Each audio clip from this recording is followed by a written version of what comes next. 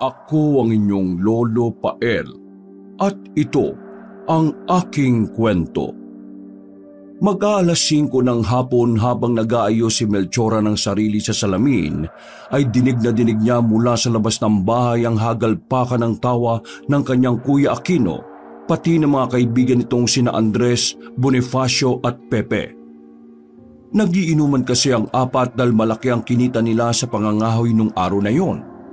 Sa kanilang lugar, ang pangangahoy ay ang isa sa kabuhayan ng mga kalalakihan at totoong maaari kang kumita ng malaki rito, subalit bihira lang ang gumagawa sa kanila dahil maraming takot na pumasok sa masukal na gubat at kabundukan.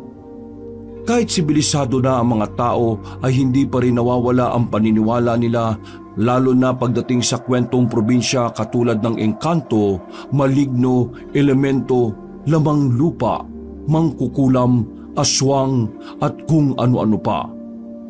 Pero ang pinakakinatatakutan ng mga taga-baryo ay ang mangkukulam at aswang na marami-rami na rin ang nabiktima at nakakita.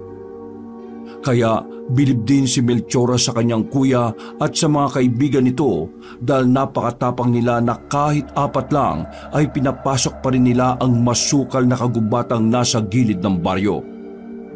Pagkatapos pagmasdahan ng sariling refleksyon sa salamin, ay pasimpleng dumungaw sa bintana ang morenang dalaga at pinagmasdan ang mga nag-iinuman.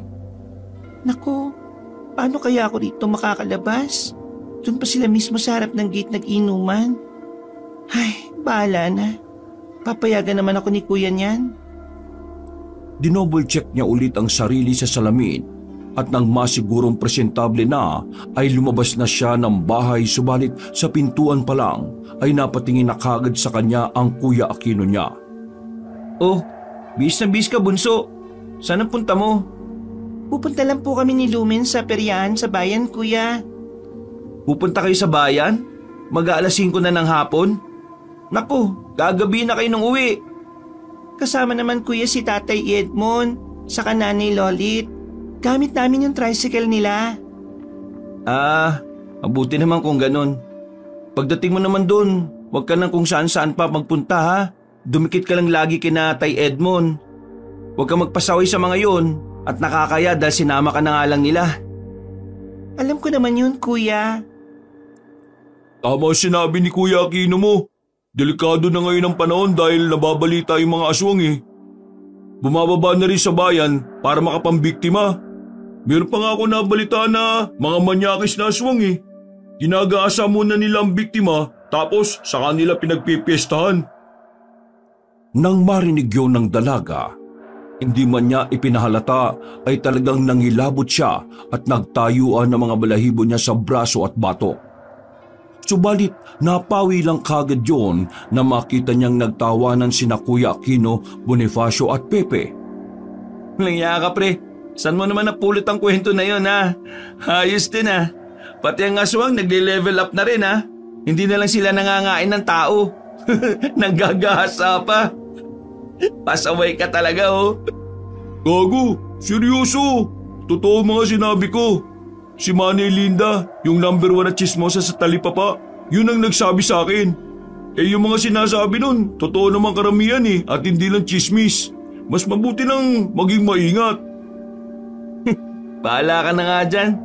Oh, Melchora, may pera ka ba? Meron pa naman. Oh, kunin mo na to, 100. Para naman may panggastos ka ron. Naku, thank you kuya. Bilisan mo na. Baka naghihintay na sila Tay Edmond sa'yo. Nakakaya. Ikaw na nga lang sasama eh. Ikaw pa ang magpapahintay. Tuwang-tuwa na lumabas ng bakuran si Melchora at naglakad hanggang sa makarating sa bahay ni Lumen. Eksaktong nasa labas na ang matalik niyang kaibigan pagdating niya roon. At nakahanda na rin si Tay Edmond at Nay Lolit. Pagsakay niya ng tricycle ay kaagad na nga silang nagbiyahe papunta sa bayan para magperya. Sa kanilang lugar kasi ay bibihira lang ang magkaroon ng perya sa loob ng 1 taon. Kaya sinasamantala to ng mga tao ang pagpunta rito kapag may pagkakataon. Subalit ngayong taon ay tila hindi ganoon karami ang mga tao dahil nga sa bali-balita patungkol sa mga aswang na bumababa na sa bayan. Mukhang totoo nga sinabi ni Kuya Andres ha. Samantalang noong nakaraang taon, kapag ganitong oras, hindi na mahulugang karayong ang perya. Pero ngayon, marami pa rin naman pero hindi na kasing dami last year. Oh, Lumen, Melchora, sulitin nyo na yung pagsakay sa mga rides ha. Ako doon lang ako sa may color game. Sa bingguan nyo na lang ako hanapin ha. Huwag na kayo lalabas ng peryahan. Pagkatapos nyong sumakay ng rides puntahan nyo kagad ako. Maraming salamat po. Pag-alis ng mga magulang ni Lumen ay kaagad tumakbo papunta sa mga rides sa mag-best friend. Inuna nilang sakyan ang Caterpillar dahil ito ang pinaka-easy mode sa lahat ng mga rides na nandoon. Ang isunod nila ay ang Ferris wheel na talagang na-enjoy nilang magkaibigan. Lalo na nung huminto sila sa pinakaitaas. Kitang-kita kasi nila ang mga kumukuti-kutitap na ilaw ng maliit na bayan. Pagbaba nila roon, ay nagpahinga muna sila at bumili ng burger sa isang stall. Beshi, anong next ride ang sasakyan natin? Hindi na halos natapos ang morenang dalaga ang kanyang sinasabi sapagkat tumuro na kagad si Lumen sa kung saan. Ang akala ni Melchora nung una ay rides ang tinutukoy ng kanyang best friend pero nang ma-realize niyang nakaturo to sa isang lalaki ay nanlaki rin ang kanyang mga mata. Maputi at gwapo ito na kasing tangkad din ng Kuya Aquino niya. Medyo long hair ang buhok pero bumagay yun sa hugis ng mukha nito na mala-artistahin. Dahil sa nakasando lang kaya litaw na litaw ang nagngangalit nitong mga kalamnan. Sapagkat likas kay Lumen ang pagiging karengking, kaya hindi nito napigilan ng kilig-kiligin habang pinagmamasdan nila ang gwapong binata. Lumen, tumigil ka nga. Nakakaya ka. Mamaya mapansin tayo ng mga yan Hindi pa man natatapos ng morenang dalagang sinasabi ay may dumating ng isa pang binata na kasama ng tisoy na lalaki. Moreno naman to, semi-kalbo ang buhok, malaki rin ang katawan, matangos ang ilong at gwapo kaya naman mas lalong kinilig si Lumen na akala mo ay maiihina sa salawal. Natigilan na lang sila pareho nang makitang nakatingin na rin sa kanila ang dalawang gwapong lalaki. At dahil sa hiya kaya hinatak na lang ni Melchora ang best friend hanggang sa makapunta sila sa bagong rides ng perya, ang tinatawag na octopus. Ganun na lang ang gulat nilang dalawa sapagkat matindi pala ang rides na yon, kaya naman tili sila ng tili pareho. Pagkababa ay halos masuka-suka si Lumen at sinisisi siya kung bakit sumakay doon. Ikaw naman kasi, kung di ka ba naman obvious na nakatingin dun sa mga gwapo, hindi tayo mapupunta rito. Napatingin din tuloy sa atin yung mga yun. Nakakaya talaga yung kalandian mo. Pagkatapos noon ay nagtungo na ang dalawa sa pinakababorito nila na walang iba kundi ang horror house. Pagkabili ng ticket ay pumasok na kaagad ang mag-best friend sa main entrance at ganun na lang ang pagkabigla nila nang makasabay ang dalawang gwapo kanina. Namukhaan sila ng mga ito dahil sa karengking na si Lumen. Nahiya naman si Melchora kaya aayain na muna sana niya ang best friend na sa susunod na batch na lang sila pero biglang nagsalita ang binatang tisoy. Hello, dalawang magagandang dilag. Hello? Napaiwas ng tingin ng morenang dalaga sapagkat nakakabighani ang itsura ng lalaki. Si Lumen naman ay parang tangang hindi maiwaksi ang ngiti habang kinikilig-kilig at pasimpleng kinukurot-kurot ang kaibigan. Huwag kayong mag-alala. Pagdating sa loob, kaming bahala sa inyo ng pinsan ko si Alfred. Ipagtatanggol namin kayo, pangako. Huwag kang masyadong eksayerado, Vargas. Huwag nating maliitin ang kakayahan ng mga kababaihan, no? Pero tama ang pinsan ko. Mabutit kami ang nakasabay niyong pumasok sa horror house. Salamat. Sige, mauna na kami sa loob. Ano nga palang pangalan mo? Ako si Alfred at itong semi-kalbo kong pinsan si Vargas. Melchora, ito naman si Lumen. Sige na, may iwan na namin kayo.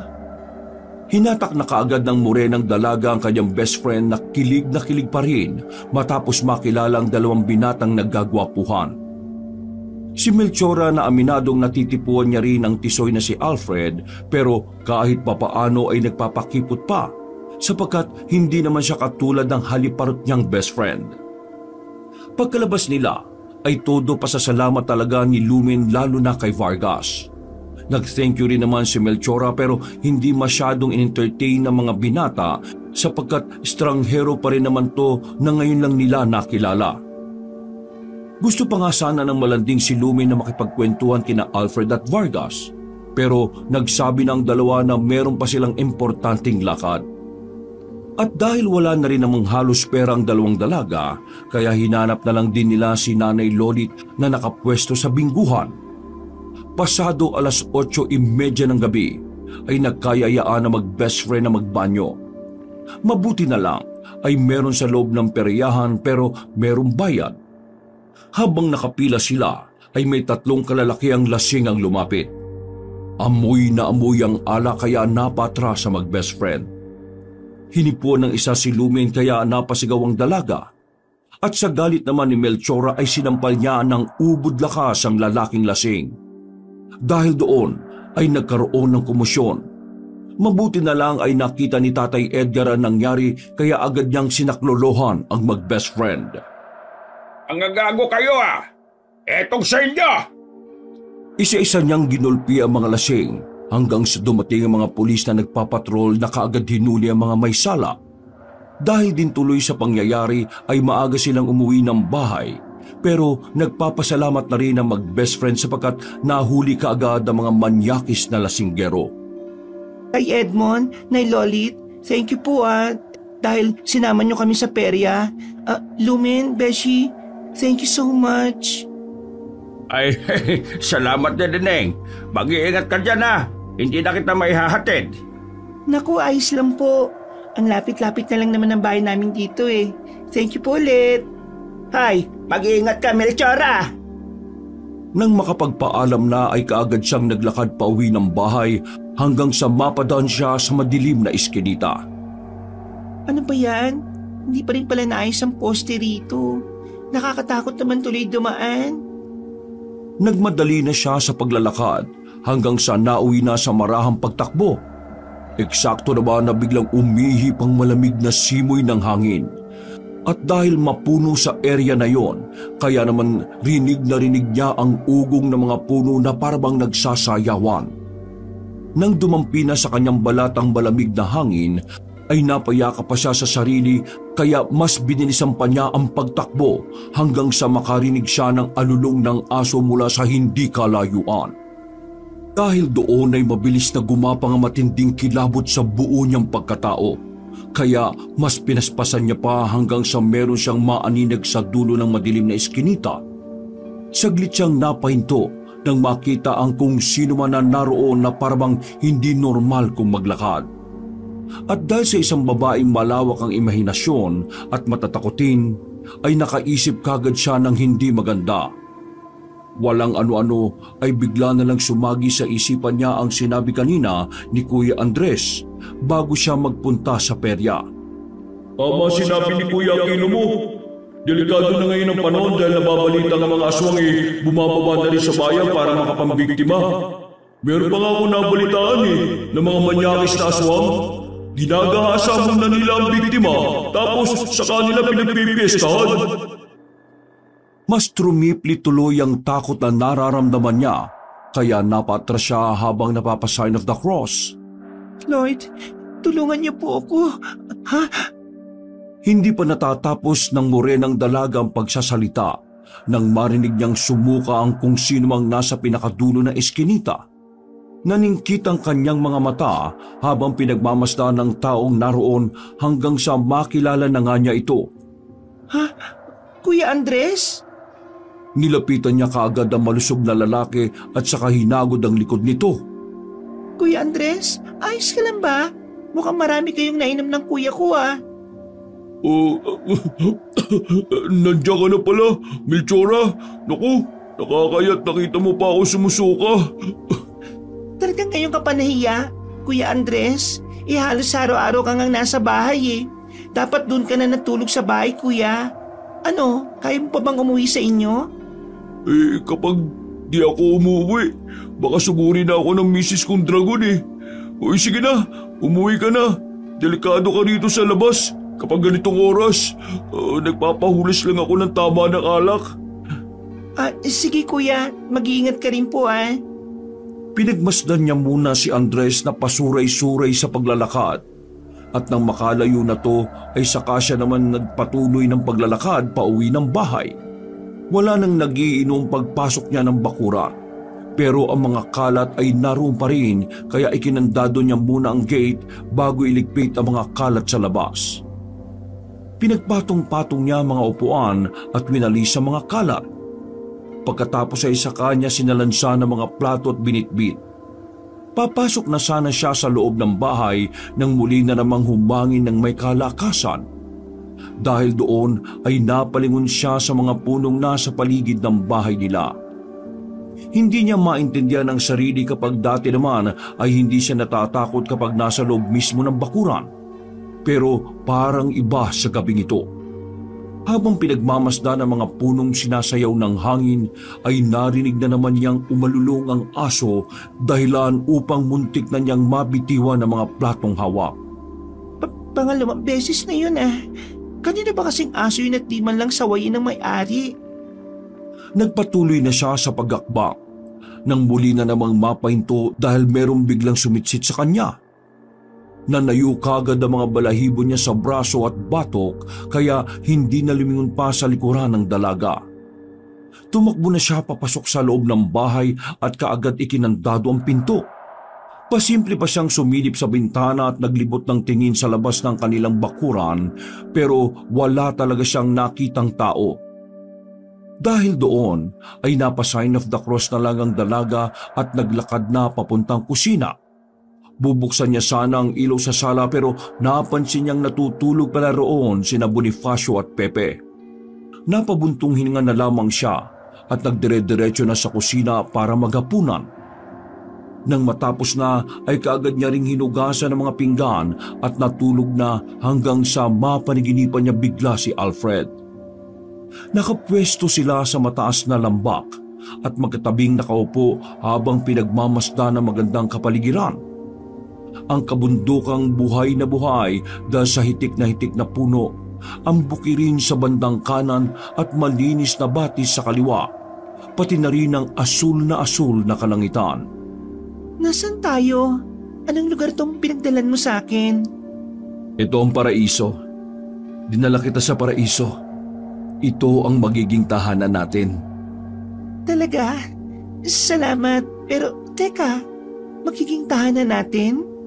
Oo, dahil nakatadhana na tayo sa isa't isa, Melchora. Ikaw at ako, tayong dalawa. Dahil sa sinabing yun ng gwapong lalaki ay tila nakaramdam ng kakaibang sensasyon ang morenang dalaga. Tila may kung anong kuryente ang gumapang sa kanyang tiyan na nagpakilig sa kanya. At habang pinagmamasdan niya ang maamong mukha ni Alfred ay tila ba mas lalo siyang nahuhulog dito. Pwede ba kitang halikan, Melchora? Hindi na siya nagsalita.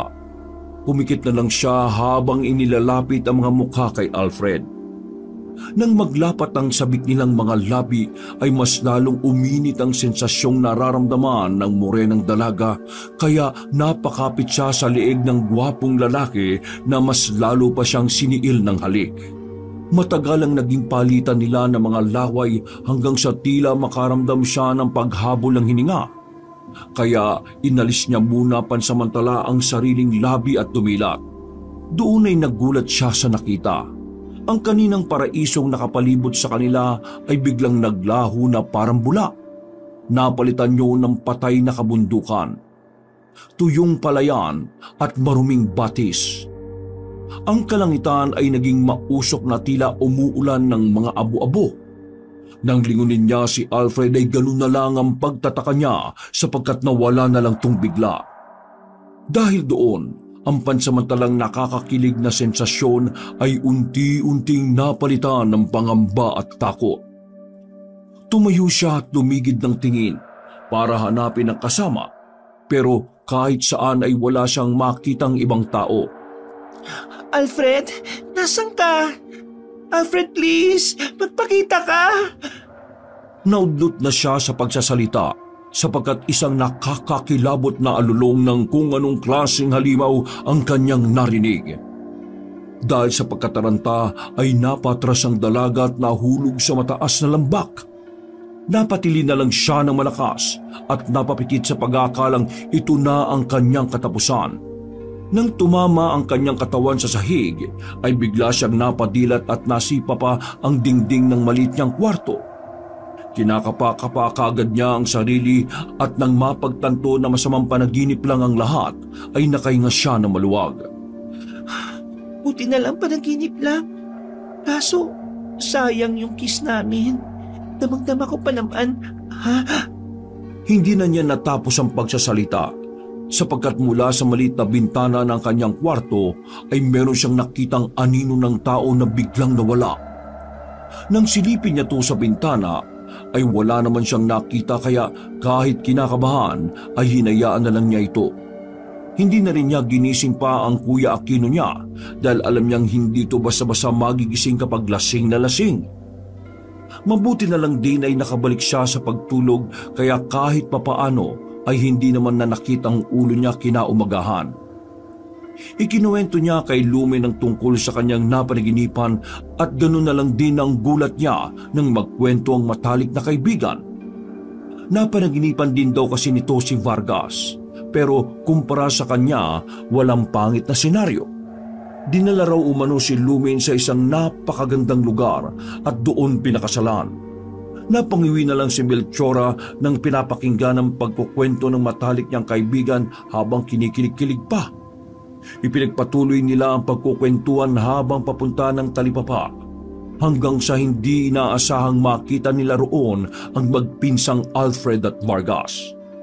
Kitang-kita na naman ang pagkakilig ni Lumen nang maaninag ang dalawang nagwagwapuhang lalaki. Dahil doon ay napansin din tuloy kaagad sila ng mga tao. Uy, kayo yung sa horror host, di ba?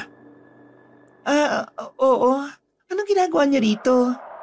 Malamang, mamamalengke. De, biro lang. Malapit lang ba kayo rito? Oo. Tara, sabay-sabay na tayo mamalengke.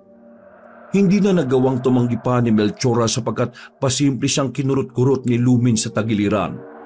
Para tuloy silang magpa-partner na namamalengke kaya tuwang-tuwa ang kanyang best friend. Nag-enjoy din naman si Melchora pero hindi niya ito ipinapahalata dahil nahihiya rin talaga siya. Salamat sa inyo, Melchora at Lumen. Buti na lang kasama namin kayo rito sa talipapa.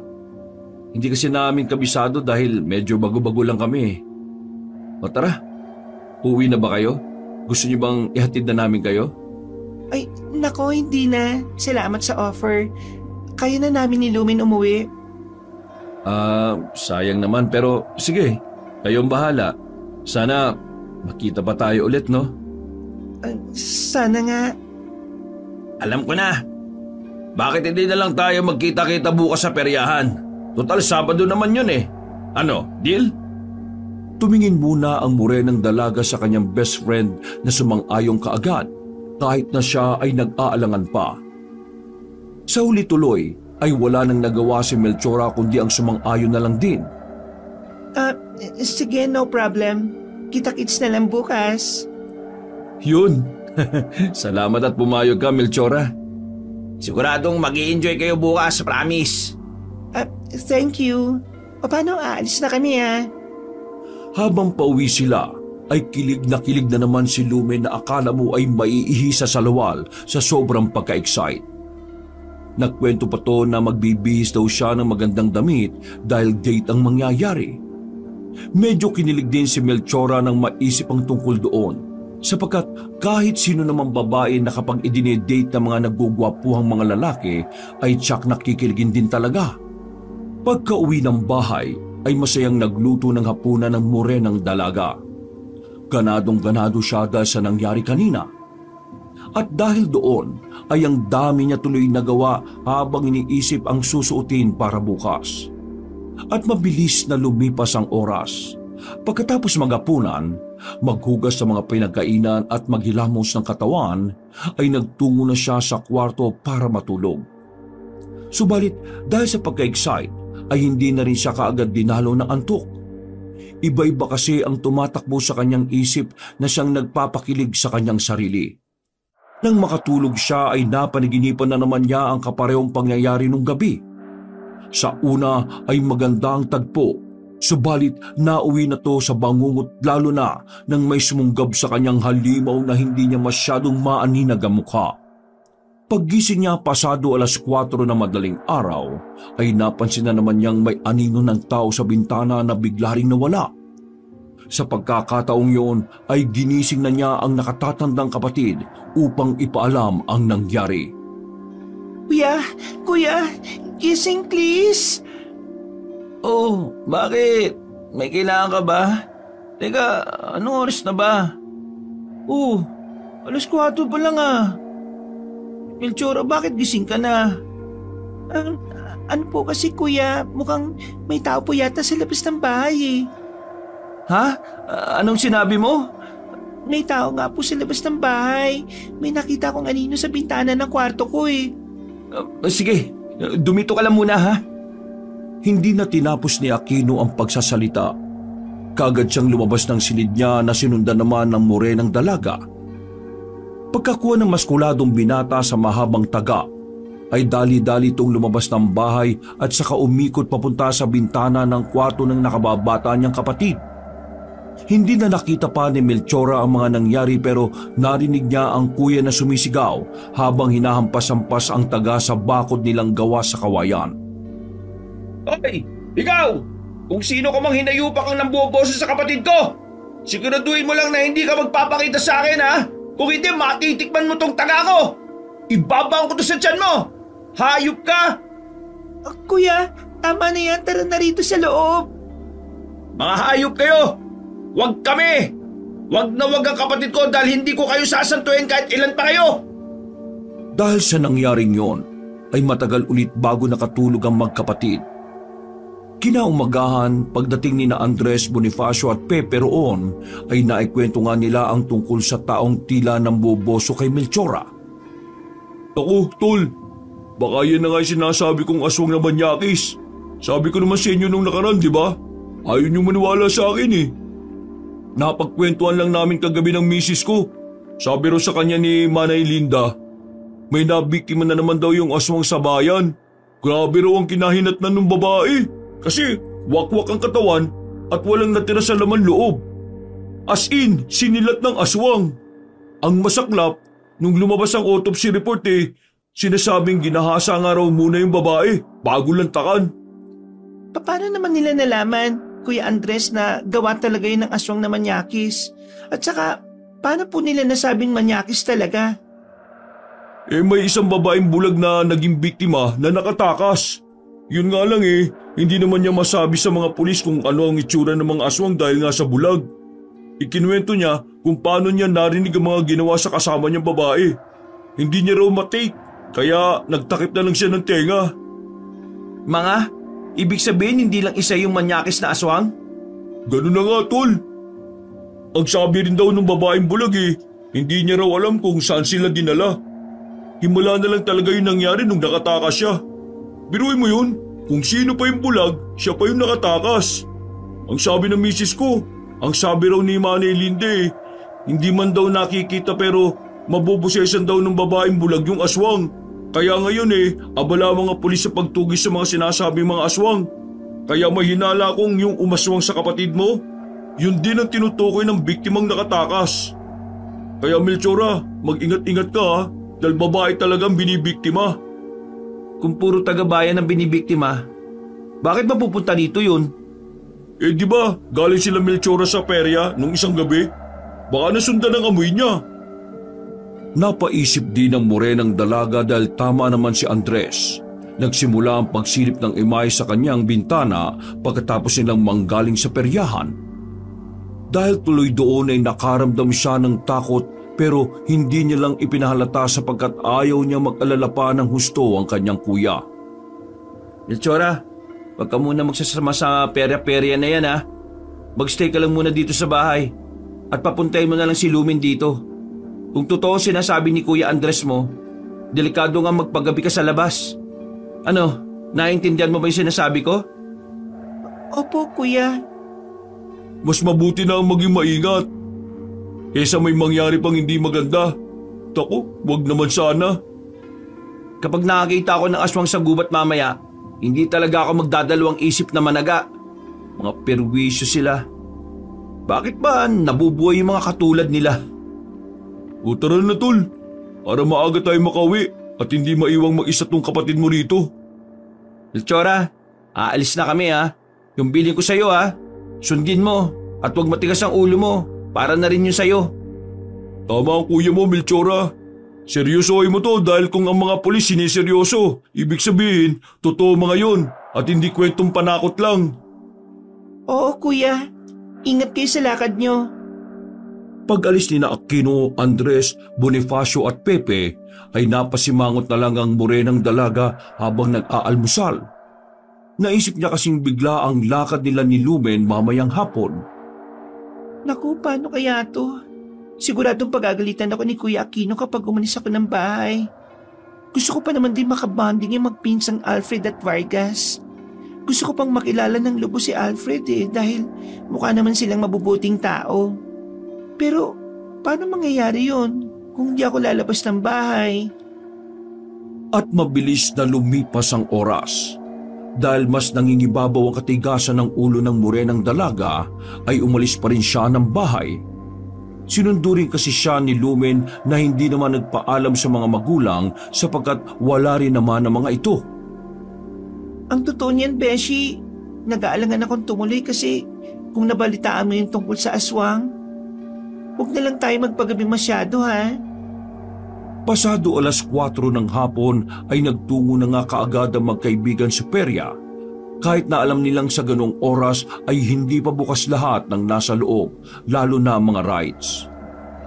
Nag-usap na lang ang mag-best friend na kausapin ng mga gwapong magpinsan na oras na kumagat ang dilim ay uuwi na sila. Sa kabutihang palad, dala ang lumang jeep owner ay dumating din kaagad sina Alfred at Vargas na tila alam na darating sila na maaga.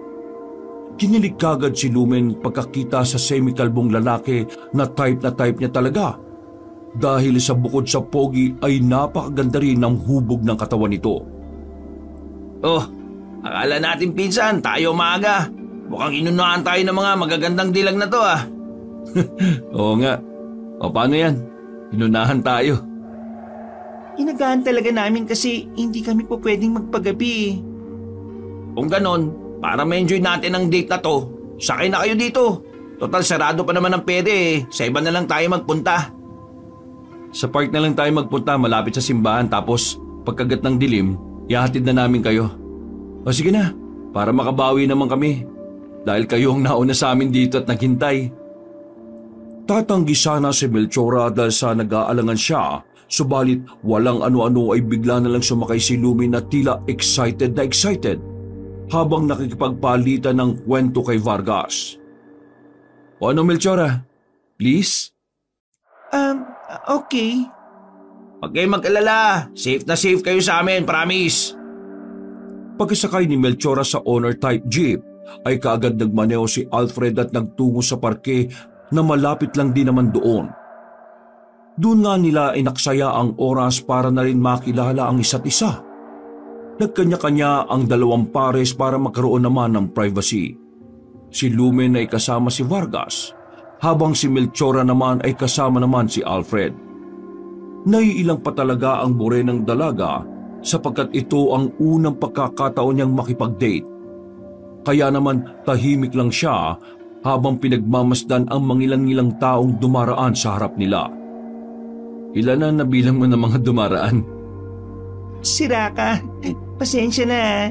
Hindi lang ako talaga sanay First time ko kasi makipag-date. Saka ang awkward lang. Ilang araw pa lang tayo magkakilala, no? Nagsasalita ka naman pala Balawa ka talaga. Ay, siya nga pala. Taga rito ba talaga kayo ng pinsan mong si Alfred? Oo, matagal na kami rito. As in, sobrang tagal na. Talaga? Bakit ngayon ko lang nakita yung mukha nyo? Saang baryo ba kayo nakatira? Malapit kami sa malaking ilog nakatira. Yung pinagdudugtungan ng dam? Ay, yung malapit sa gubat na pinagkakahuyan ng kuya ko. Nabalitaan ko ngang marami ang nangangahoy doon. Kasama ang kuya mo ron? Ang tapang naman niya. Kasi hindi ba maraming nagsasabi na delikado ang kakahuyan dahil sa mga… Aswang? Totoo ba talaga mga aswang? Ikaw, naniniwala ka ba doon? Napatingin na lang ang morenang dalaga sa kausap niyang biglang ngumiti. At dahil sa mga ngiting yun ay tila mas lalo siyang nahulog dito. Napakunot ng noo ang dalaga bago magsalita ulit. Bakit mo ako tinatawanan, ha? So hindi ka naniniwala sa aswang, ganon? Wala akong sinasabing hindi ako naniniwala, ha? Alam ko naman yung mga ganyang tawa eh. Paano kung sabihin ko sa iyo na isa akong aswang, ha? Biglang natigilan si Melchora lalo na nang makitang seryosong nakatingin sa kanya si Alfred. Hindi niya alam kung bakit pero dahil sa mga sinabi nito ay bigla na lang siyang nakaramdam ng kakaibang kaba. Kaba na unti-unting nagpasilay ng takot sa buo niyang pagkatao. At habang makatitigan sila, ay hindi niya rin mawari pero para bang nahihipnotismo siya sa mga tingin ng gwapong lalaki. Bigla na lang niyang hindi may kilo sa mga kamay ng walang ano-ano ay biglang tumawa ng malakas si Alfred. Nakakaliw ka naman. Parang pinaniniwalaan mo na kagad ang sinabi ko, ha? Inis ka? Kinabahan ako ron ah. Para kang tanga. Huwag mo nang ulitin yun ah. Pasensya na. Hindi ko sinasadya. Pero paano kung isa nga akong aswang, ha? Hindi ako maniniwala no, sa pogi mong yan. Lah, pinapakilig mo naman ako eh. Eh naku, bahala ka nga dyan. Eh teka, mag-aalas 6 na pala. So paano, need na naming umuwi ni Lumen. Teka, nasa na ba yung dalawa? Paglingon niya sa kaninang pwesto ni Lumen at Vargas ay wala siyang nakita roon kundi si Vargas lang na papalapit sa kanila. Dala ang 2 baso ng gulaman. Saan ang best friend ko? Nag-CR lang. Sabi niya kasi uuwi na raw kayo eh. Uminom muna kayo nitong gulaman habang hinihintay siya. Kagad nang inubos ng morenang dalaga ang nasabing gulaman at ang matapos na ay saka siya tumayo sa kinauupuan sapagkat napansin niyang halos wala ng tao sa parke. Nag-aalala rin kasi siya na mapapagalitan ng gusto ngayong alam niyang ganitong oras ay nakabalik na ng bahay ang kanyang kuya Aquino. Oh, ba't ka tumayo ka agad? Okay ka lang? Pupuntahan ko muna si Lumen sa CR. Ang tagal niya kasi, kanina pa siya ron, di ba? Natigilan na siya sa pagsasalita matapos makaramdam ng pangmamanhid ng buong katawan. Nang lingunin niya ang 2 lalaki ay ganun na lang ang gulat niya nang makita si Vargas na nakangisi na habang si Alfred ay nakatingin lang sa kanya ng seryoso. Ano? Okay ka lang? Parang namamanhid ang katawan ko. Ganyan din ang sinabi ng best friend mo kanina. Nanlaki ang mga mata ni Melchora nang mapagtanto niya ang mga sinabi ni Vargas. Sinubukan niyang kumilos pero bigla na lang siyang natumba na kaagad na alalayan ni Alfred. Habang nakatingin siya sa magpinsan ay naalala niya ang kwento ni Andres tungkol sa mga aswang na manyakis. Kaya kung ano-ano na tuloy ang pumasok sa isip niya na mga bagay na hindi maganda. Sabi ko naman sa iyo, Melchora, aswang ako eh. May bago na naman tayong putahe, pinsan.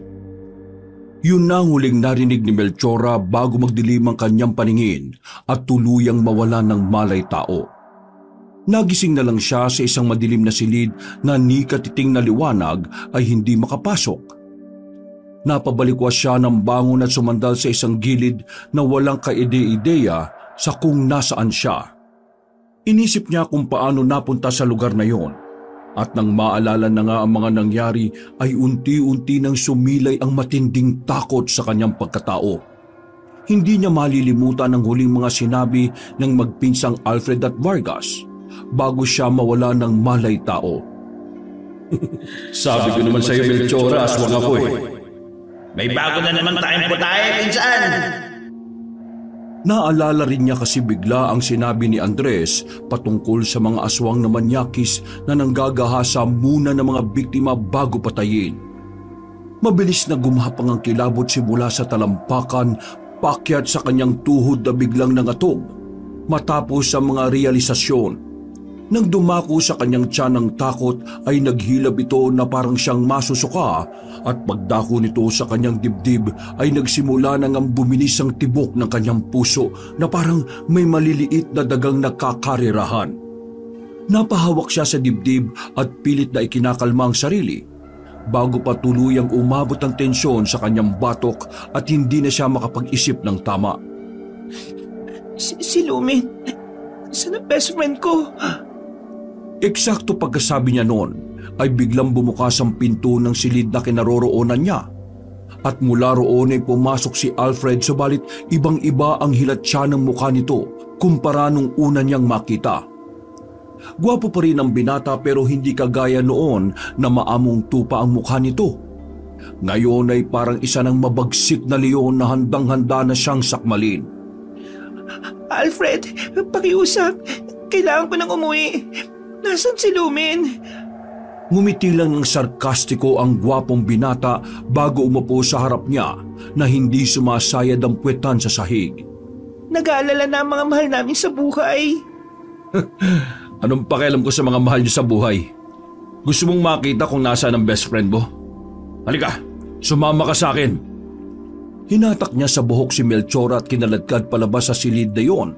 Nagsisigaw ang dalaga dahil sa sakit na nararamdaman at kahit na anong panlalaban nito ay wala siyang magawa kaya napayak na lang siya habang nakikipaghilahan sa lalaking malaki ang pangangatawan. Abagago! Lumalaban ka pa ha? Itong labanan mo! Isang malakas na sipa sa tiyan ang ipinatikim ni Alfred sa kaawa-awang si Melchora na namilipit at nasusuka dahil sa sakit ng sikmura. Nang makita niyang nanghihina na ang dalaga, ay ipinagpatuloy niya ang paghatak dito. Hawak-hawak sa buhok. Maya-maya pa, kahit nanghihina ay naririnig na ni Melchora ang panaghoy at pagmamakaawa ng kanyang best friend mula sa isang silid. May nadidinig din siyang lalaki na tuwang-tuwa sa kung anumang ginagawa nito kay Lumen. Lumen? O yan, tingnan mo maigi ang best friend mo. Halos ibalibag ni Alfred si Melchora papasok sa isang silid at nanlaki ang mga mata ng morenang dalaga sa kanyang nakitang hindi kaaya-ayang kalagayan ni Lumen. Nakatali ang mga kamay at paa sa bawat kanto ng papag. Wala na tong suot na pang-itaas na damit at gutay-gutay naman ang pang-ibaba.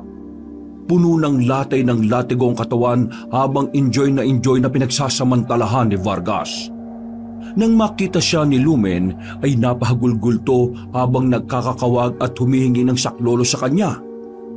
Mangulang iya kayo! Anong ginagawa niyo kay Lumen? Tigilan mo yan, Vargas! Tigilan mo yan para niyo ng awa! Nagtawanan lang ang magpinsan kaya sinubukan tumayo ni Melchora kahit nangihina na. Pero bago pa siya makalapit ay isang malakas na sipa na naman sa tiyan ang ipinatikim sa kanya ni Alfred. Hinang-hina siyang napasandal sa dingding at hindi halos makahinga dahil sa tindi ng sipa na yon. Makailang beses din siyang sumuka. Umikot din ang kanyang paningin at nakaramdam ng pagkahilo kaya hindi na siya nakakilos pa. At mula sa kanyang pwesto ay kitang-kita niya kung paano babuyin ng dalawang lalaki ang kaawa-awa niyang best friend na pag-iyak at pagmamakaawa lang ang kayang gawin. Dahil sa hindi na niya nakayanan pa ang mga nangyayari, kaya ipinikit na lang din niya ang mga mata at tinakpan ang mga tenga. Awang-awa na kasi siya sa paghiyaw at pagmamakaawa ni Lumen na tila wala nang nakakarinig. Ayaw na rin niyang marinig pa ang halinghing ng mga lalaking manyakis na hayok sa kamunduhan. Sige, sigaw! Sumigaw ka lang! Ubusin mo na ang pagmamakaawa mo dahil mamaya hindi na namin yan maririnig. Parang awa niyo na. Itigil niyo na yan. Huwag ka mag-alala, Melchora. Hindi lang naman siya makakaranas nito eh. Kaya maghintay-hintay ka lang muna dyan. Tama! Dahil mas mukhang birhen ka kaysa sa isang to eh. Matinding takot ang naramdaman ni Melchora kaya sinikap niyang makaalis sa lugar na yon. Subalit dahil sa tindi ng tinamo niya kanina ay lalo siyang nahilo at natumba sa sahig. Bago ulit tuluyang magdilim ang kanyang paningin ay nakita niya ang unti-unting pagbabago ng anyo ni Alfred at Vargas. Ang naggagwapuhan nitong mga mukha ay naglahong bigla. Naging kulubot ang mga mukha nito, lumubog ang ilong, namilog ang namumulang mga mata, umusli ang matatalim na mga ngipin, humaba ang tenga at tumulis ang dulo. Nangintab ang pagkaitim-itim na balat at ang malaki nitong mga katawan ay mas lalong lumobo. Dahil sa sobrang tensyon kaya hinayaan na lang ni Melchora ang sariling diwa na anurin sa kung saan. At ang huli niyang natatandaan ay ang paulit-ulit na pagsigaw ni Lumen na punong-puno ng pagkagimbal sa mga nakita. Nagising si Melchora matapos makarinig ng malakas na alulong ng kung anong hayop sa di kalayuan. Naroon pa rin siya sa silid kaya nagmamadali siyang tumayo, subalit nang makita ang kinahinatnan ng best friend niyang si Lumen ay naghalo ang pandidiri, awa at takot na kanyang nararamdaman. Nakatali pa rin ang mga paa at kamay nito sa bawat kanto ng kama, subalit wala ng buhay at naliligo na sa sariling dugo. Wakwak ang katawan simula sa leeg hanggang sa pusod. Nakalaylay ang ilang piraso ng large intestine subalit ang ibang bahagi ng lamang loob ay wala na. Nakadilat to na halatang nahirapan ng husto bago mamatay sapagkat nakalawit pa ang dila nito. Dahil sa mga nakita ay hindi maiwasang maduwal ang morenang dalaga habang umiiyak. Lumen, I'm sorry. Natutup na lang niya ang bibig bago nagmamadaling umalis sa lugar na yon. Paglabas niya ng bahay ay ganoon na lang ang pagkagulat niya sapagkat hindi niya lubos akalain na nasa gitna pala sila ng kagubatan. Doon niya tuloy biglang naalala ang sinabi ni Alfred bago sila dakpin at dalhin sa lugar na ito. Malapit kami sa malaking ilog na katira, yung pinagdudugtungan ng dam. Pagkatapos maalala ang mga yon, ay tumakbo na siya palayo kahit ang totoo ay hindi niya alam kung saan talaga siya pupunta. Eksakto namang muli niyang narinig ang mga alulong ng kung anong mababangis na hayop pero hindi siya nagpatinag sa mga ito. Binilisan niya ang pagtakbo na hindi alam ang patutunguhan hanggang sa maramdaman niya maya-maya pa na meron ng sumusunod sa kanya. Paglingon sa likuran ay nakita niya si Alfred na mabilis na tumatakbo habang nakangiti at naglalaway na parang isang asong ulol. Sige Melchora! Bilisan mo! Takbo! Sa takot ng morenang dalaga ay napaiyak na naman siya habang pilit na tinatakasan ng halimaw sa likuran. Subalit tila hindi sang-ayon sa kanya ang tadhana dahil bigla siyang natisod sa ugat ng isang puno. Nasubsob siya sa lupa at eksaktong pagkabangon ay nasa likuran na niya si Alfred na tuwang-tuwa sa nakikita. Please Alfred, pakawalan mo na ako. Parang awa mo na. Bakit ko naman gagawin yon? Ha? Miss, hindi ako magsusumbo. Wala akong pagsasabihan. Hindi ako pinanganak kahapon. Ngayon, gawin na natin ang naiisip mo. Ganito naman di ba ang pangarap mo nung nandun ako sa panaginip mo?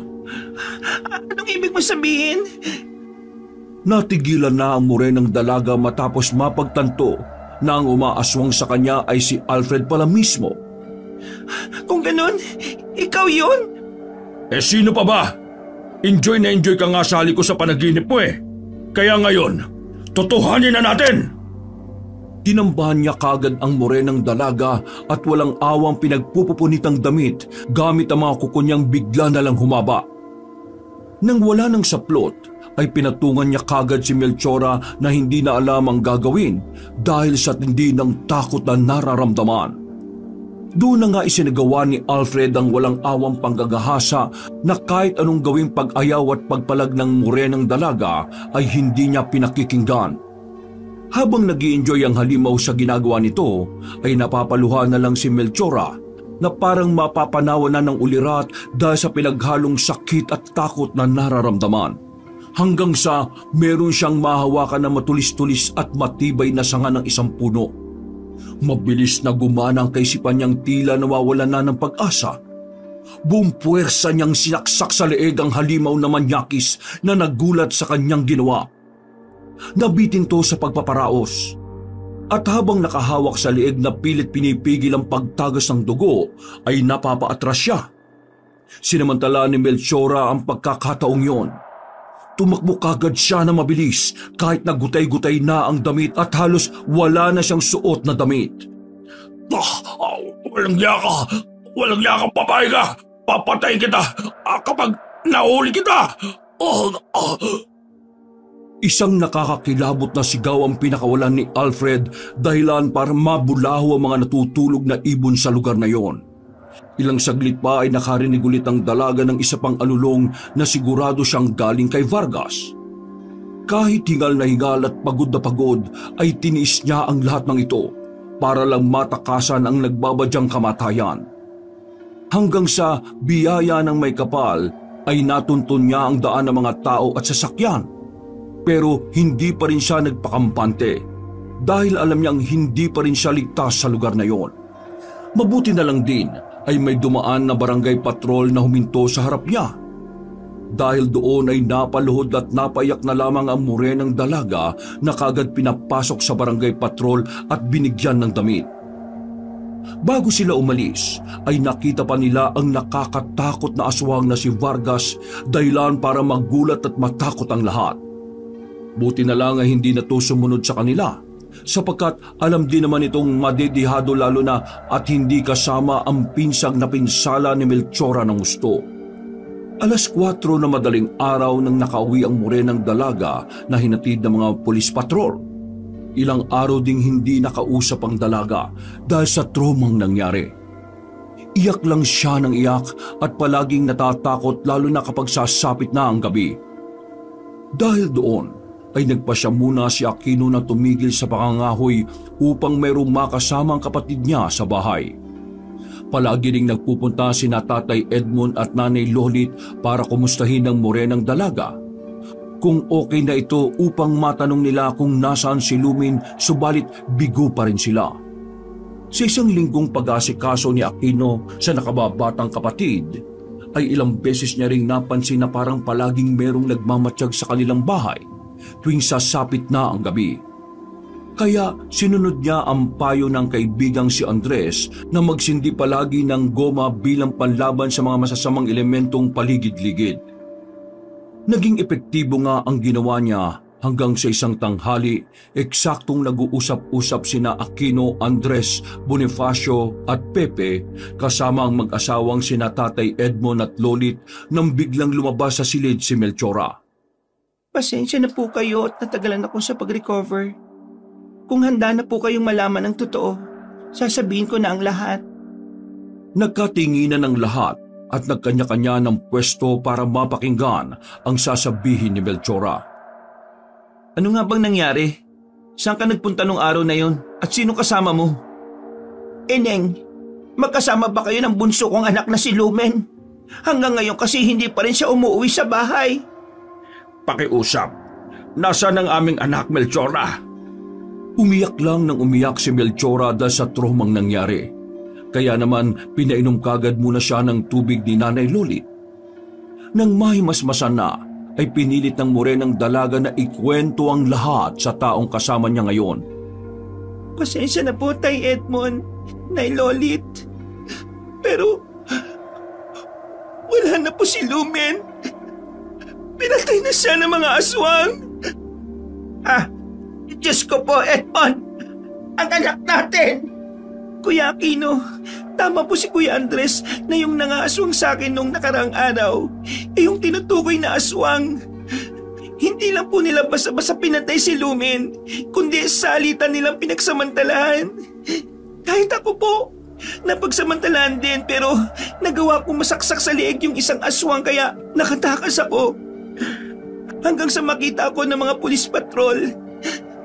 Patawad po kung hindi ko nagawang mailigtas ang best friend ko mula sa mga hayop na yon. Mga hayop sila! Magbabayad sila sa ginawa nila sa bunso kong anak! Natigilan lang ang lahat nang biglang sapakin ni Aquino ang dingding matapos itong marinig ang mga sinabi ng nakababatang kapatid. Papatayin ko silang lahat! At demonyo sila! Mga manyakis na halimaw ang gumawa nito sa kapatid ko! Pumunta kayo mga demonyo kayo! Dala ng galit ay nagtungo ang maskuladong binata papunta sa kusina at kinuha ang mahaba nitong taga. Nang lalabas na ng bahay ay kaagad siyang pinigil ni na Andres Bonifacio at Pepe. Tol, teka lang, magbunos dili ka naman muna. Hindi natin alam kung nasan sila eh. Delikadong gagawin mo, lalo na't wala kang plano. At kahit sabihin na natin na alam na ni Melchora ang pinagtataguan nila, mga aswang yon na kahit ang mga pulisi nahihirapan silang tugisin. Mahuhusay silang magtago. Wala kang pakialam. Hahanapin ko silang lahat kahit saan at tatagtarin ko sila hanggang sa walang matira kahit kaluluwa nila. Hindi ako papayag sa mga ginawa nila sa ibang mga kababaihan, kay Lumen at sa kapatid ko. Abang sinabi ni Andres Aquino, huminahon muna tayong lahat. Masakit para sa akin na malaman ang kinahinatnan ng anak ko sa kamay ng mga walang awang aswang na yon. Pero kapag nagpadalos-dalos tayo, mauulit lang ang mga pangyayari. Kailangan nating umisip ng tamang plano. Dahil sa sinabing yun ng matandang lalaki, ay kumalma kahit papaano ang sitwasyon nilang lahat. Bumalik sa pagkakaupo si Aquino at Andres, habang si Melchora naman ay nakayakap lang sa umiiyak na si Nanay Lolit. Nakaisip na ako ng plano pero kung pahihintulutan yung magkapatid kailangan ko ng tulong mo, Melchora. Kahit ano pong tulong. Teka, Melchora, delikado. Bakit po kailangan pa ang kapatid ko dito? Ako na lang po. Dahil siya ang pakay ng mga aswang. Ipapain natin ang kapatid ko? Edmond, ano bang kaibahan na yung sinasabi mo? Alam mo naman ang nangyari di ba kay Lumen natin? Nakaligtas na si Melchora. At baka sa susunod matuluyan na siya kung siya ang ipapain natin. Pasensya na po. Pero hindi ako papayag na maging pain si Melchora. Payag po ako. Kung sa tingin niyo po na ito lang ang paraan, huwag ka mag-alala, kuya. Ipinagkakatiwala ko sa inyong lahat ng kaligtasan ko dahil alam kong hindi niyo ako pababayaan. Nang magkaintindihan ng lahat, ay inilihad na nga ni Tatay Edmond ang naisip niyang plano. Ang mga aswang, meron silang kaugalian na hindi tinitigilan ng isang target hanggang sa hindi nito napapatay. Kaya sigurado akong babalik at babalikan nila si Melchora hanggang sa makuha nila ang gusto nila. Kaya pala itong mga nakalipas na araw, napansin ko na palaging meron nagmamatsyag dito sa bahay. Kaya dito ko rin muna pinatulog tong sina Andres Bonifacio at Pepe. Nagsusunog lang kami ng goma para maitaboy sila. Mamayang hapon, hindi ka muna magsisiga ng goma. Papainan natin ang mga aswang. Iiwan natin mag-isa si Melchora sa bahay at kapag pumasok na ang mga kalaban, saka tayo sasalakay. Hindi po ba masyadong delikado kung mag-isa lang si Melchora? Ako ang magiging kasama ni Ineng para kahit papaano ay maprotektahan ko siya. Dahil sa may edad na ako, iisipin nilang wala na akong kakayahang ipagtanggol ang sarili ko. Kaya mas lalong lalakas ang kumpiyansa nila at tsak na di nila kayo mapapansin. Magandang ideya, mahal kong asawa. Habang nasa loob sila ng bahay, tayo naman, Aquino, Andres, ay medyo lalayo lang ng kaunti at maghihintay ng hudyat ni na Melchora at ni Lolit. Sina Bonifacio naman at Pepe ay tatawag ng tulong mula sa barangay. Manghihingi na rin ako ng tulong sa mga kapulisan dahil laban din naman nila ito. Sama-sama natin pupok sa inyo mga hayop na aswang na yon. Magagapi po ba natin sila kaagad? Sa pagkakaalam ko mahirap kalaban ng mga aswang lalo na kung wala kang agimat o mutya o kung hindi ka marunong sa salamangka. Huwag mong maliitin ang kakayahan ng asawa ko, Andres. Noong kabataan ni Edmond katulong siya ng tatay sa paggawa ng mga sandata na pinanlalaban sa mga alagad ng kadiliman, katulad ng aswang. Wala mang anting-anting pero may mga tamang sandata na po pwedeng pamuksa sa kanila. Ngayong buo na ang plano. Kailangan ko na munang umuwi para ihanda ang mga sandata na matagal-tagal na rin nakatago sa imbakan. Magpahinga na rin muna kayong lahat dahil mamaya siguradong mapapagod tayong lahat sa pakikipagtunggali sa mga aswang. Pero kahit anong mangyari, ay hindi tayo papayag na magwagi pa sila. Sa gabing ito, ay papatay na natin ang mga manyakis na aswang na yan. Tay Edmond, Nay Lolit, kapag po natapos na to, pangako sasamahan ko kayo roon sa bahay kung saan kami dinala at babawiin po natin ang bangkay ni Lumen. Salamat, Ineng. Matapos magkaintindihan ay nagkanya-kanya na nga muna silang lahat. Sina Tatay Edmond at Nanay Lolit ay nagluksa muna saglit bago paghandaan ang lahat. Sina Bonifacio at Pepe naman ay nagtungo na sa outpost para ipaalam ang mga hakbang na gagawin upang mahuli at matundukan na ang kasamaan ng mga aswang. Si Andres naman ay ipinaalam din sa kanyang asawa ang mangyayari. Kaya hinatid niya muna to sa bahay ng kanyang mga magulang kung saan alam niyang mas magiging ligtas ito. Habang sina Aquino at Melchora naman ay naghahanda na rin sa mga mangyayari. At mabilis na lumipas ang oras. Katulad ng bili ni Tatay Edmond ay hindi nga nagsiga ng mabahong goma si Aquino. Pagdating ni Nanay Lolit ay nagpaalam kaagad siya rito na pakunwaring aalis pero ang totoo ay nakabantay lang sila katulad ng plano. Nilakasan niya lang talaga ang boses at sinabing baka bukas na siya makauwi upang kung sakaling nakikinig ang aswang ay maalerto kagad ito. Sakto 9:00 ng gabi, patulog na sina Melchora at Nanay Lolit, kapapatay lang nila ng ilaw nang makarinig sila ng alulong ng aso mula sa hindi kalayuan. Nagkatinginan ng dalawa na tila alam na ang pakahulugan ng mga ganoong bagay. Sigurado akong nandito ng mga aswang. Kung ganon, epektibo nga ang plano, Ineng. Kinakabahan po ko, Nanay Lolit. Huwag ka mag-alala. Dahil binigyan ako ni Edmond ng panlaban para kahit papaano'y hindi nila tayo basta-basta malalapitan. Kunin mo tong asin na may bendisyon mula sa simbahan. Eksaktong pagkakuha ng morenang dalaga sa maliit na garapon ay nakarinig na sila ng ingay mula sa bubungan. Merong kung anong nilalang ang naglalakad doon hanggang sa huminto sa kung saan nakapwesto ang kwarto ni Melchora. Narinig nila na nagboses pusa to kahit pasing bigat ng tao ang yabag nito. Ilang beses na naulit ang mabibigat nitong yabag na nagpaikot-ikot lang. Hanggang sa biglang lumundag ang nilalang na nandoon na kinagulat ng dalawang babae. Aswang na nga yan! Huwag ka matakot, Ineng! Napayakap na lang si Melchora dahil bigla niyang naalala ang traumatic event na dinanas nila ng namayapa niyang best friend. Maya-maya pa ay meron na ngang sumilip sa bintana at nang mapatingin sila roon ay ganun na lang ang gulat nila sa nakita. Isang nakakatakot na aswang na naglalaway at halatang hayok na makatikim na naman ng karne at dugo ng tao. Nakilala kaagad ni Melchora ang nasabing aswang sapagkat siya mismo ang gumawa ng marka sa leeg nito.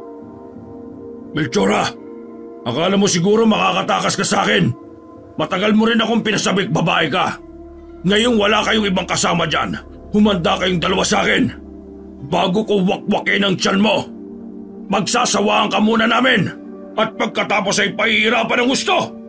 Mas matindi pa kay Lumen ang mararanasan mong hirap na kahit sa kamatayan ay hindi mo malilimutan. Winasak ng nagngangalit na aswang ang bintana kaya nakapasok to kaagad sa loob. Dahil doon ay kaagad tumayo sina Nanay Lolit at Melchora at tumakbo palabas ng kwarto pero mas mabilis ang aksyon ni Alfred. Nahawakan niya kaagad sa braso ang morenang dalaga at nahatak. Mabuti na lang ay meron dalang asin na may bendisyon si Nanay Lolit na walang pag-aalinlangang isinaboy sa aswang. Humiyaw tong binitiwan si Melchora na tumakbo kaagad sa matandang babae. Walang yaka! Walang yaka talagang matanda ka! Papatayin talaga kita! Papatayin kita! Vargas! Nasa ka na? Bilisan mo na rito! Bago pa niya matapos ang sinasabi ay narinig na niya ang pinsang aswang na umaatungal mula sa bubungan. Paano ay nakikipagsagupa na pala ito sa mga taong dumating para sila ay saklolohan. Hindi ako mamamatay dito, Alfred! Kundi ikaw! Kayo ng pinsan mo! Isinaboy pa ng morenang dalaga ang hawak niyang asin na may bendisyon, kaya mas lalong naglupasay sa galit ang aswang. Pabalikan ko kayo! May araw ka rin! Hindi ka na makakalis, walang yang aswang ka! Para yan sa pambababoy at pagpatay mo sa anak ko! Mamamatay ka ng hayop ka! Sa takot ni Alfred sa mga isinaboy sa kanya, ay tumalon siya sa bintana para takasan ng dalawa. Subalit ganun na lang ang gulat niya nang makita na naroon pala sila Tatay Edmond, Aquino, Andres at iba pa. Nahuli na rin ang kanyang pinsan na nakakulong sa espesyal na net na ibinabad sa bawang at holy water, kaya hindi makapalag ang aswang. At sa bawat pagdampi sa katawan niya ng bahagi ng net ay umuusok yan ng husto na nagbibigay sa kanya ng matinding sakit. Mula sa bintana ay sinilip na lang ni Nan Melchora at Nanay Lolit ang mga sumunod na mangyayari. Umangil ng umangil si Alfred at pinilit pa rin ang sarili na makipaglaban habang nakatingin sa pinsan niyang halatang nahihirapan na ng gusto. Alfred, madali ka! Pakaulan mo ako rito! Pero sa halip na tulungan ng kanyang pinsan ay mas inuna niya ang sariling kapakanan dahil alam niyang dihado siya sa mga taong may kanya-kanyang sandata laban sa katulad ng aswang. Sinubukan tumalon ni Alfred sa bubong at nagulat siya sapagkat nandun na pala sina Bonifacio at Pepe kasama ang ilang opisyal sa kanilang lugar. Hinagisan nila ang aswang ng benditadong asin na nang tumama sa mata ay paplakta itong nahulog sa sahig na kaagad din bumangon at umangil ng umangil sa galit. Walang yaka kasi pinsan eh! Tulungan mo muna ako makawala rito! Manahimik ka! Wala akong pakialam sa'yo! Kasalanan mo yan! Tatakas ako rito mag-isa! Sinubukan nga niyang tumakas pero isang malakas na hagupit ng latigong buntot pagi ang lumatay sa kanyang dibdib at mukha. Napadapa at naglupasay sa sakit ang aswang na walang magawa kundi ang matakot sa kanyang kalagayan. Sa unang pagkakataon ni Alfred sa kanyang buhay ay nakaramdam siya ng kakaibang takot. Huwag niyong patatakasin ang mga walang yang aswang na yan! Dapat silang mamatay at pagbayaran nila ang ginawa nila sa aming mga kababaihan! Nang marinig yun ni Aquino ay hindi na niya napigilan ng sarili. Nilapitan niya ang nangihinang aswang at hinagupit ito ng hinagupit hanggang sa hindi na ito makabangon at tila maghingalo na. Tumigil lang siya nang awatin ni Tatay Edmond at sabihing tama na dahil meron pa silang plano. Nang mahuli na ang dalawang aswang ay kaagad tong dinala sa plaza ng kanilang baryo. Sinunog nila mga ito ng buhay na todo pagmamakaawa habang unti-unting bumabalik sa mga kagwapuhang anyo na natupok din naman ng apoy kalaunan. Nabigyan nga ni Aquino ng hustisya ang nangyaring panggagahasa ng aswang sa kanyang kapatid. At nabigyan din ni Tatay Edmond ng hustisya ang ginawang pagpaslang at paggagahasa ng mga aswang sa kanyang anak. At katulad ng sinabi ni Melchora, ilang araw ang nakalipas ay tinungo nila ang sinasabing tinitirhan ng magpinsang aswang na malapit sa malaking ilog.